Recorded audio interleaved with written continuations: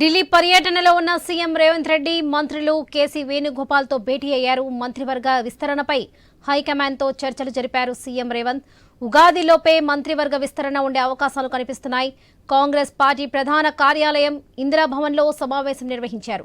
ఇక సామాజిక వర్గాల సమీకరణలతో మంత్రి పదవులు భర్తీ చేయనున్నట్లుగా తెలుస్తుంది. బీసీలకు 2, ఎస్సీ మైనారిటీ రెడ్డిలకు ఒక్కొక్క మంత్రి పదవి దక్కే అవకాశం ఉన్నట్లుగా సమాచారం.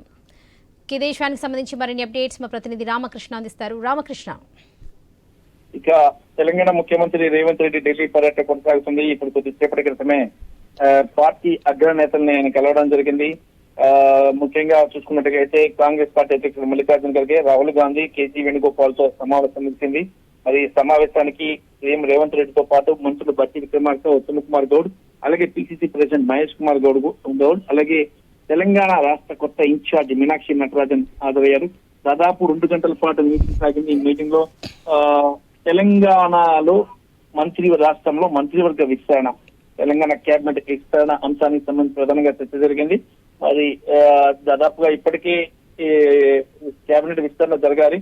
కొన్ని అనివార్య కారణాల వల్ల కేబినెట్ విస్తరణ జరగలేకపోయింది. కాబట్టి ఈసారి అట్లీస్ట్ ఉగాది నాటికైనా కేబినెట్ విస్తరణ చేయాలని కృత నిశ్చయంతో కాంగ్రెస్ హైకమాండ్ ఉన్నట్లు సమాచారం. ఈ నేపథ్యంలోనే రేవంత్ రెడ్డిని ఢిల్లీ రావాల్సిందిగా కోరారు. మరి మంత్రివర్గ విస్తరణ ఉగాది నాటికి పూర్తవుతుందని కూడా కాంగ్రెస్ వర్గాల నుంచి అందుతున్న సమాచారం ఉంటుంది. మరి పార్టీ అధిష్టానం తక్షణమే ఢిల్లీకి రావాలని చెప్పేసి కోర్ కమిటీ సభ్యులను పిలుపునివ్వడంతో సీఎం రేవంత్ రెడ్డి, పిసిసి అధ్యక్షుడు మహేష్ కుమార్ గౌడ్, ఉప ముఖ్యమంత్రి బట్టి విక్రమార్క కూడా ఢిల్లీకి వచ్చారు. మరి రాహుల్ గాంధీతో సమావేశమయ్యారు.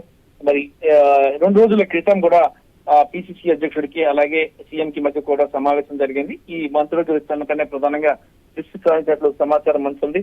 మరి ఈసారి ఈ నేపథ్యంలో ఇవాళ ఉన్న పలంగా అధిష్టానం పిలుపుతో ఢిల్లీకి వచ్చి దాదాపు 2 గంటల పాటు సమావేశంలో పాల్గొన్నారు రేవంత్ రెడ్డి. ఒక జాబితాను తీసుకొచ్చారు. తెలంగాణలో ఎవరికి మంత్రి పదవి ఇవ్వాలి, ఏ రకంగా చేయాలనే అంశం మీద కూడా.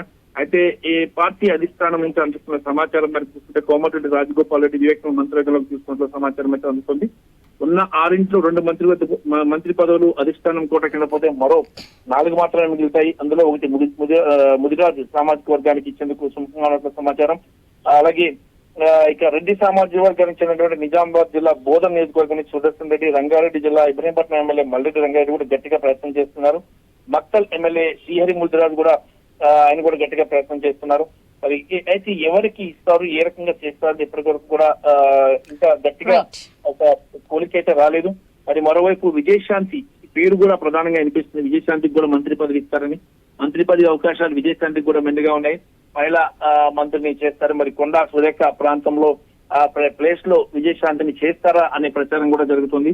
ఎందుకంటే ఇటీవల కొండా సురేఖపై చాలా ఆరోపణలు రావడం, అంటే ఆమె మాట తీరు కొన్ని కాంట్రవర్సీలు రావడం ప్రభుత్వానికి ఇదైంది.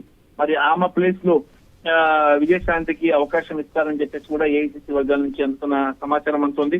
అది అన్ని రకాల సామాజిక సమీకరణలు చూసుకొని 1-2 సార్లు ఆలోచించి నిర్ణయం తీసుకోబోతున్నారు. ఈ రోజు 2 గంటల పాటు మీటింగ్ జరిగింది. రేపు కూడా మరోమారు మీటింగ్ ఉంది. మీటింగ్ తర్వాత కొత్త మంత్రివర్గ సభ్యులను ఎవరెవరు కొత్త వారిని మంత్రివర్గంలోకి తీసుకుంటారని దానిపై క్లారిటీ వచ్చే అవకాశం అయితే ఉంది. సీఎం తీసుకొచ్చిన జాబితా ఏదైతే ఉందో ఆ జాబితాను 1-2 సార్లు అధిష్టానం ఈ రోజు కసరత్తు చేసింది. అలాగే అధిష్టానం వద్ద జాబితాతో కూడా కంపారిజన్ చేసుకున్నారు. మరి ఈ జాబితా అంతా కూడా అన్ని సామాజిక సమీకరణ చూసుకుని చేస్తున్నారు. మరి